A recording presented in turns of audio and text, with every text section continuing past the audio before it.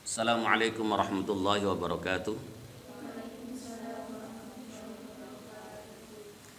Ila hadratin Nabi Mustafa sallallahu alaihi wasallam thumma ila hadrati ikhwanihi minal anbiya wal mursalin wal awliya wasyuhada was salihin wal ulama amilin thumma arwahil muslimin wal muslimat mu'minin wal mu'minat min masyariqil ardi ila magharibiha barriha wa bakhriha khususan aba'ana wa ummahatina wa ajdadana wa jaddatina wa masyayikhana wa masyayikha masyayikhina wa nahusul khusus ila hadrati ruhi Syekh Ahmad Ibnu Ali Ibnu Hajar Al-Asqalani wa Syekh Abdul Karim wa Syekh Ahmad Marzuki wa Syekh Makhlus Ali wa Syekh Ahmad Idris Marzuki wa Syekh Imam Yahya Makhlus wa Syekh Abdul Aziz Mansur wa Syekh Masum Jauhari thumma ila hadrati ruhi Syekh Mansur Adnan wa Syekh Abdul Malik Sofi wa Syekh Abdul Malik Bakri wa Syekh Arwani Anwar wa Syekh Ilham Nadir wa Syekh Halim Samsur wa Syekh Halim Turmudi wa Syekh Babang Suprayogi wa Syekh Imam Supramo wa Syekh Sigit Waluya wa Syekh Ahmad Udari wa Syekh Bustami Mustafa thumma ila hadrati ruhi Syekh Masruhin wa Syekh Abdul Hafidz Satari wa Syekh Farhan wa Syekh Masum wa Syekh Kusrin thumma ila hadrati ruhi Ummi Hajah Sakona binti Ahmadi wa Abi Haji Muslim bin Qasan wa ukhti Siti Juwariyah wa ukhti Siti Aisyah. Lahumul Fatihah. A'udzu billahi minasyaitonir rajim. Bismillahirrahmanirrahim. Alhamdulillahi rabbil alamin arrahmanir rahim maliki yaumiddin. Iyyaka na'budu wa iyyaka nasta'in ihdinas siratal mustaqim siratal ladzina an'amta 'alaihim ghairil maghdubi 'alaihim waladdallin amin. Bismillahirrahmanirrahim. Wa an Jabir radhiyallahu anhu niku nggih. Anna Nabiy sallallahu alaihi wasallam sedherek Nabi Muhammad sallallahu alaihi wasallam iku kala ngendika sapa jeneng Nabi la tadfinu mautakum bil laili illa an tutarru. La tadfinu aja mendem sira kabeh mautakum ing wong mati sira kabeh bil laili ing dalem wektu bengi illa an tutarru kejaba yen terpaksa apa sing terpaksa sira. Akhraja ngetoaken wa hadis sapa Ibnu Majah Imam Ibnu Majah wa aslu kaya asal hadis iku fi Muslimin ketua Imam Muslim lakin qala tapi dengan ngendika sapa Imam Muslim zajara nyegah keras sapa jeung Nabi Ayub bara yang tadi kuburaken sapa ar-rajulu seorang laki-laki yang meninggal termasuk di dalamnya tentu wanita kan itu fil laili ing dalam waktu bengi hatta yusalliya sehingga ten salati sapa alaihi rajul. Jadi sedapat mungkin bahwa pemakaman itu jangan dilaksanakan pada malam hari. Kalau kita membaca sarah dari Bulughul Maram itu Subul Salam itu katanya bahwa malaikat siang itu jauh merahmati kepada mayit dibanding malaikat malam kan itu. Jadi oleh karena itu kalau begitu kalau memakamkan itu di siang hari saja. Kecuali apa ya? Kecuali karena terpaksa kan itu ya. Wa Abdullah bin Ja'far radhiyallahu anhu Abdullah bin Ja'far radhiyallahu anhu qala sapa Abdullah lamma jaa nalikane teko apa na'yu Ja'farin kabar kematiannya Ja'far hina qutilna kanatin terbunuh sapa Ja'far dalam perang Mu'tah ya dalam perang Mu'tah. Jadi itu yang meninggal tidak hanya Ja'far, waktu itu Rasulullah itu mengangkat 3 panglima perang, Abdullah bin Ruahah, Ja'far bin Abi Thalib sama jadi ada 3 orang ya. Itu kan itu. Dan ketika dia terbunuh salah satunya adalah Ja'far. Ja'far itu kalau begitu keponakannya Rasulullah karena saudaranya Ali bin Abi Thalib kan itu. Qala maka ketika sapa Rasulullah sallallahu alaihi wasallam Rasulullah Muhammad sallallahu alaihi wasallam napa ngendikane isna'u li ali Ja'far. Isna'u padha gawe sira kabeh li ali Ja'far men keluarga Ja'far. Ta'aman ing makanan. Ini Ja'far itu adalah Ibnu Abi Thalib Al-Hashimi. Isnau padha gawe sira kabeh ali jaman kor Ja'far ta'aman ing makanan faqat ata. Monggo temen teko ing keluarga Ja'far apa ma barang yashghaluhum kang ngetungkulaken uturan apa mahu ing keluarga Ja'far akhir jantan hadis sebal khamsat Imam Bimo illa Nasai kecuali Imam Nasai. Berdasarkan hadis ini maka sebagian umat Islam itu menganggap salah, bahkan ada yang mengatakan sampai haram kalau ada orang yang menikmati makanan yang disuguhkan oleh keluarga orang yang meninggalkan itu. Jadi bahkan Abu Umamah itu mengatakan bahwa itu termasuk niyahah ya. Niyahah. Jadi niyahah itu ya satu perasaan apa, jadi niyaha. Tadi sebagaimana kita katakan, seorang merasa niyaha itu adalah nangis, menjerit-jerit sampai memukul-mukul tubuhnya dan seterusnya kan itu. Jadi ketika orang itu berpasugatan itu oleh Abu Umar Al-Bahili namanya, itu dikatakan sebagai bagian dari niyaha kan itu. Tetapi kita juga jangan heran kan itu kalau ternyata ada hadis-hadis yang lain, ya hadis-hadis yang lain itu. Satu contoh misalkan Aisyah itu ketika ada satu kematian, ketika di keluarga itu ternyata minta untuk disuruh menyediakan satu bubur ya, satu bubur yang dicampur dengan susu. Nah, itu untuk dipersembahkan agar apa?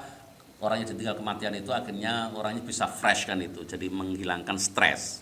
Itu juga ada kan itu. Oleh karena itu, kalau saya lebih berpendapat bahwa ketika ada kematian, sedapat mungkin bahwa seluruh pasugatan itu tidak diambilkan dari uang yang ditinggalkan oleh mayit, tapi sebaiknya ditanggung oleh keluarganya kan itu. Kalau ada salah satu anaknya yang sudah sukses, ya anaknya itu kan itu. Kalau tidak ada, ya bisa saudara-saudara yang lain, bisa tetangga-tetangga yang lain kan itu.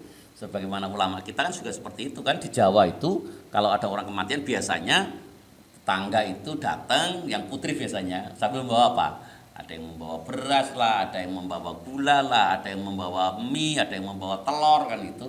Itu dalam rangka apa? Melaksanakan perintah ini kan itu. Isna'u li ali Ja'far ta'aman faqad atau ma yashghaluhum kan itu. Akhrajahu hadis sabal khamsat Imam 5 ila Nasai kecuali Imam Nasai. Wa an Sulaiman bin Buraidah sang Sulaiman bin Buraidah an Abi saking bapak Sulaiman. Qala ngetika bapak Sulaiman, kana ana sapa Rasulullah sallallahu alaihi wasallam, Rasulullah Muhammad sallallahu alaihi wasallam iku yu'allimu. Iku mulang sapa jeung Nabi hum ing ashaba ing pira-pira sahabat jeung Nabi idza kharaju nalikane padha metu sapa sahabat ilal maqabir menuju kepada pira-pira kuburan.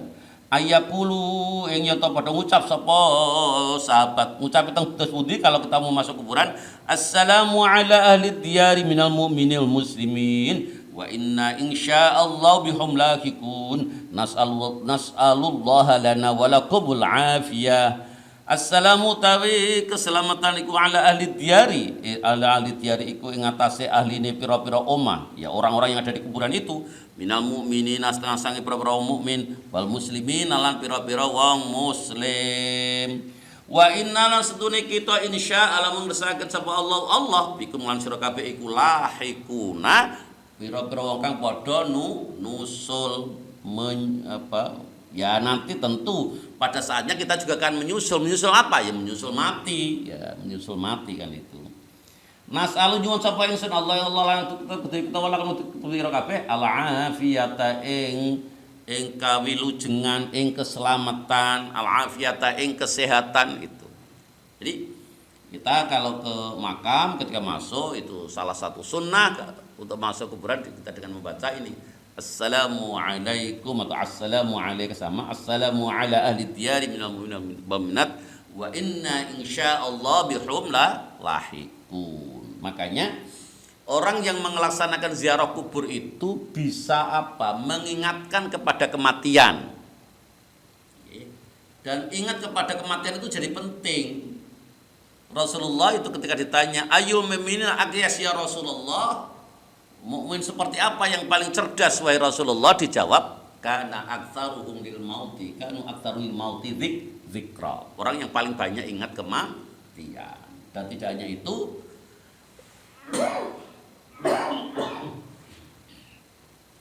yaitu orang yang juga banyak mempersiapkan untuk menghadapi hidup setelah mati. Nah, itu orang cerdas kan itu. Makanya kalau ada orang itu yang gelap mata, menggunakan berbagai cara untuk mendapatkan kesenangan hidup di dunia, berarti dia bukan orang yang cerdas. Apalagi kalau yang dilakukan itu sampai tadi menghalalkan segala cara tadi kan itu. Makanya orang yang ingat mati, ya orang yang ingat mati itu oleh Allah dibikin menjadi orang yang cerdas. Apa sih orang yang cerdas itu? Adalah orang yang betul-betul mempersiapkan masa depan. Apalagi masa depan di akhirat kan. Wa an Ibnu Abbas radhiyallahu anhu, Ibnu Abbas radhiyallahu anhu qala itu sampai Ibnu Abbas, marra Rasulullah sallallahu alaihi wasallam bi quburil Madinati fa aqbala alaihi biwajhihi fa qala assalamu alaikum ya ahlal qubur yaghfirullahu lana wa lakum Antum salafuna wa nahnu bil athar. Marra lewat sapa Rasulullah sallallahu alaihi wasallam bi kuburil Madinah kelawan kuburan wong Madinah. Faqbala mongko nuli madhep sapa jeung Nabi alaihim ing atase kuburil Madinah biwaji kelawan wajah Rasulullah. Dan ketika Rasulullah itu sudah menghadap ke kuburan itu faqala mongko nuli ketika sapa Rasulullah assalamu utawi keselamatan iku alaikum muga-muga kaaturaken dhumateng sira kabeh ya ahlal kubur, wahai ahli kubur, wahai orang yang sudah ada di kuburan. Yaghfiru ngapura sapa Allah lana kepada kita wala kedue sira kabeh antum utawi sira kabeh iku salafuna, orang-orang yang mendahului kita.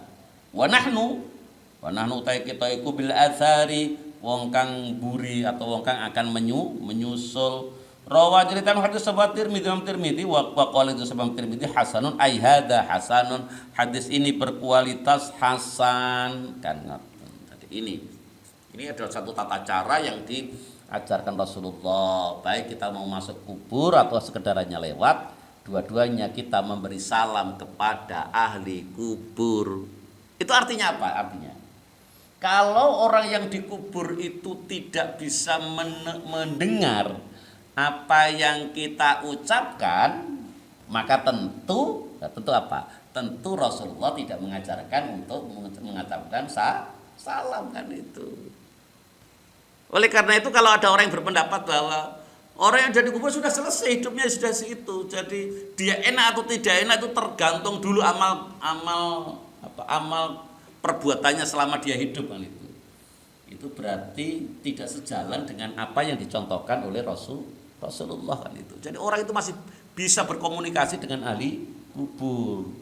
Sayangnya kita yang hidup itu seringkali tidak bisa merasakan kan itu.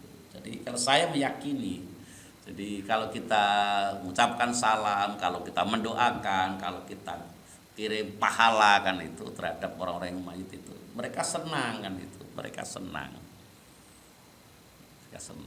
Kan ada banyak contoh ya, ada banyak contoh. Ada seorang yang sowan kepada Rasulullah memberitahukan kepada ibunya itu meninggal. Ya katakanlah meninggalnya mendadak dan tidak sempat untuk wasiat. Dan dia tanya, kalau saya itu melaksanakan atau melakukan satu sedekah yang amalnya yang pahalanya saya kirimkan kepada mayit, kepada ibuku, apakah ibuku mendapatkan manfaat? Dan dijawab Rasulullah, na'am, iya, dapat manfaat. Ada lagi memberitahukan bahwa ibunya itu semestinya sudah memenuhi persyaratan untuk haji. Hanya saja ibunya itu belum sempat haji sudah kedahuluan wafat.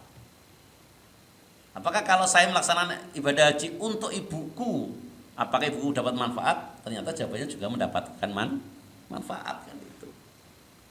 Manfaat.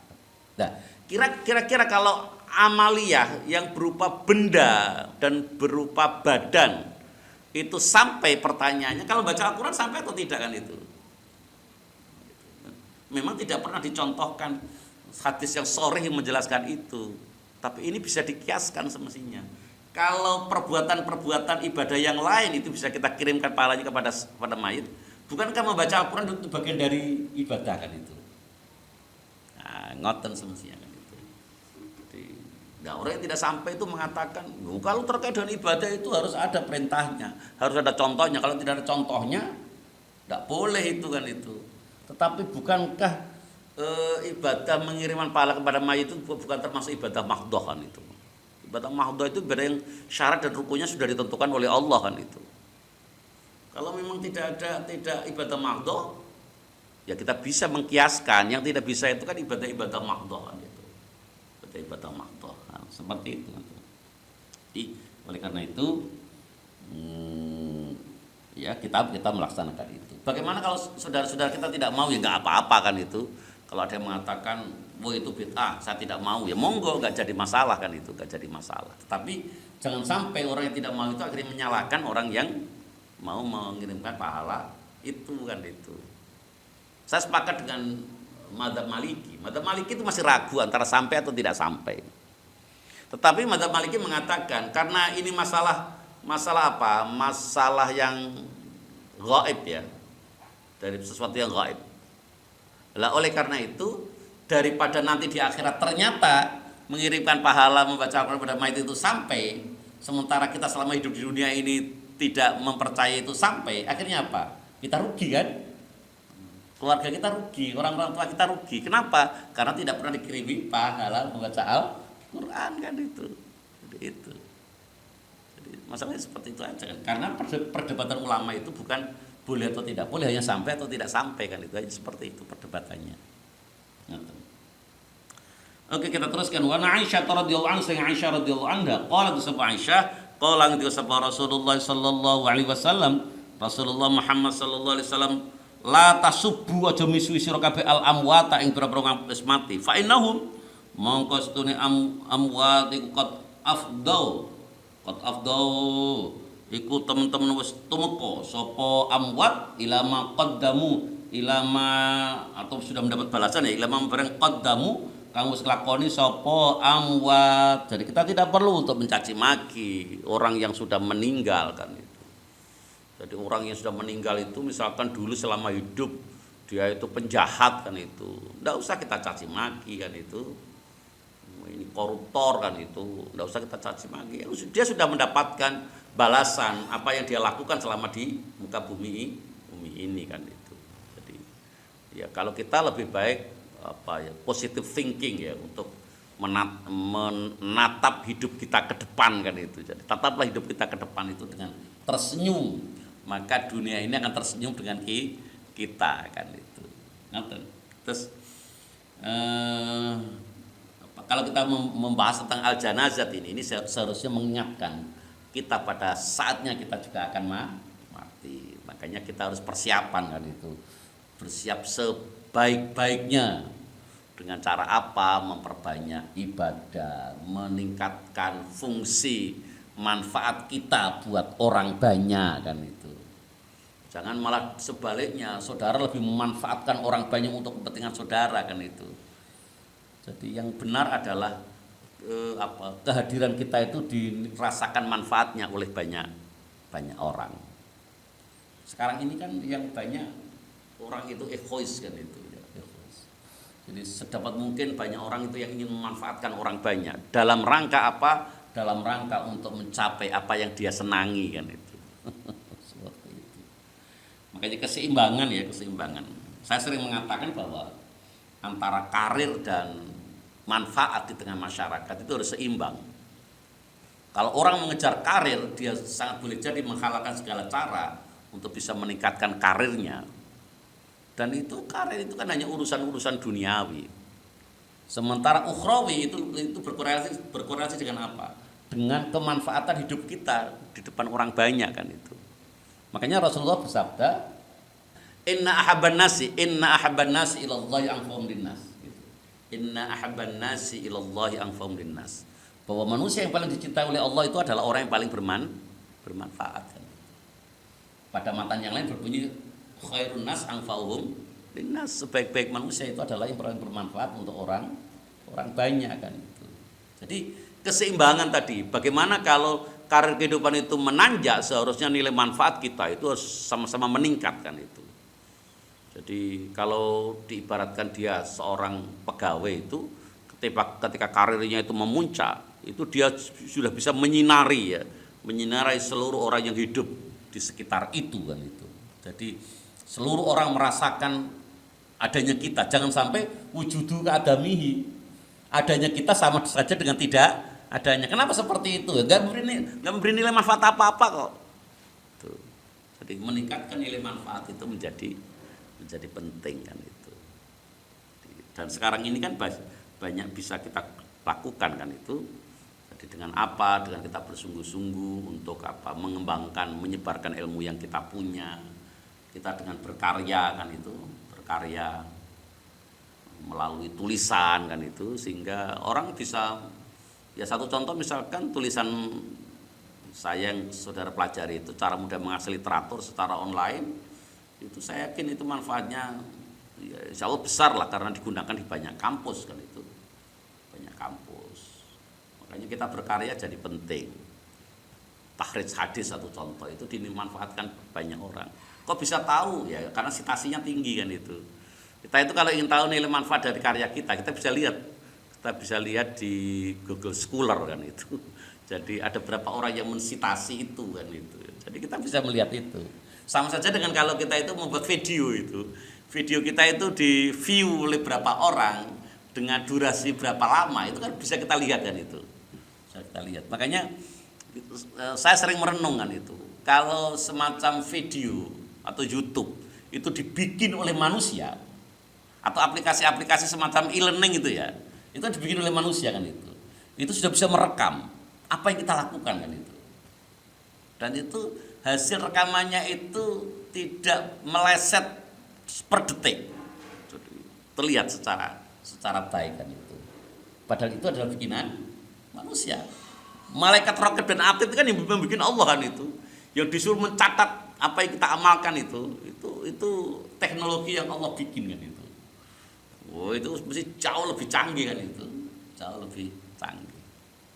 Di kampus kita itu dulu pernah ada mahasiswa yang kehilangan helm. Akhirnya mahasiswa itu lapor kepada satpam, dan akhirnya ketemu siapa yang mengambil itu. Dengan cara apa? Diputar CCTV-nya kan itu. CCTV-nya diputar kan itu. Ya, ketahuan orangnya kan itu. Padahal CCTV itu yang membuat adalah manusia kan itu. Jadi jangan sampai kita berpikiran, paling Allah nggak tahu lah saya berbuat jahat ini kan itu. Jangan sampai seperti itu. Ini. Oke, kita sudah selesai ini kitab janazah. Sekarang kita masuk ke kitab zakah, tentang zakat. Oke. Kitab zakah ayat kitab zakah. Kitab ini menerangkan tentang zakat. An Ibnu Abbas radhiyallahu anhu, masa Ibnu Abbas radhiyallahu anhu anna Nabi sallallahu alaihi wasallam sedherek Nabi Muhammad sallallahu alaihi wasallam ku ba'atha ngutus sapa Nabi Mu'adzan ing Mu'adz bin Jabal ila Yaman wal Yaman. Fadzakara mongko nyebutaken sapa Ibnu Abbas al hadits ing hadis secara lengkap. Wa fihi lan iku tentang hadis ada satu pernyataan ini. Allah iku qad iftarada, teman-teman merdoakan atau majiban sapa Allah alaihi ing atase ahlul Yaman. Majibaken teng napa sedaqatan ing zakat. Sedaqatan di sini berarti zakat. Fi amwalihim dalam pira-pira harta bendana si ahlul Yaman, dan semestinya ini juga tidak hanya berlaku untuk ahlul Yaman, juga termasuk seluruh umat Islam. Tukhadu kang den ambil min aghniyaihim sang pira-pira wong sugih ahlul Yaman, faturaddu maka nuli den balakan diberikan fi fuqaraihim ing dalam pira-pira ahli fakire ahlul Yaman. Muttafaqun alaih, ai hadza muttafaqun alaih. Hadis ini disepakati oleh Imam Bukhari dan Muslim. Walafdu utai lafadhi iku lil Bukhari, ketua Imam Bukhari. Jadi kalau kita melihat ini, maka Islam itu ajarannya tidak sosialis, tapi juga tidak kapitalis kan itu. Kalau kapitalis itu kan apa jare orang yang punya modal, punya kapital. Seluruh hasil dari satu proses transaksi kehidupan itu yang merasakan pemilik kapital. Tidak seperti itu, tetapi juga tidak sosialis kan itu. Kenapa di sini? Karena Islam itu mempunyai satu sistem di mana orang kaya itu harus berbagi kan itu. Berbagi. Kalau orang-orang yang oleh Allah dimudahkan rezekinya itu mau berbagi melalui zakat, melalui sedekah, melalui infak, yang nilai manfaatnya bisa dirasakan oleh orang-orang miskin, maka tidak akan terjadi yang namanya kecemburuan sosial kan itu. Tidak akan terjadi. Nah, kalau dalam kehidupan sosial itu terjadi kecemburuan, itu berarti di sana ada ketidakadilan. Itu ya, ada ketidakadilan. Maka terus ini konsep tentang zakat itu luar biasa sebetulnya. Ini hadis berikutnya yang panjang ini itu menjelaskan tentang apa sih, ini menjelaskan harta benda seperti apa sih yang harus kita zakati dan zakatnya berapa kan. Oke. Ini insya Allah kita baca besok. Karena panjang-panjang, ada beberapa hadis yang panjang-panjang ini. Nanti kita baca hari besok. Sementara yang kita kaji pada pagi hari ini kita cukupkan sekian, dan marilah kita bersama pengajian kita dengan doa kafaratul majelis. Subhanakallahumma bihamdika asyhadu an la ilaha illa anta astaghfiruka wa atubu ilaik. Wassalamualaikum warahmatullahi wabarakatuh.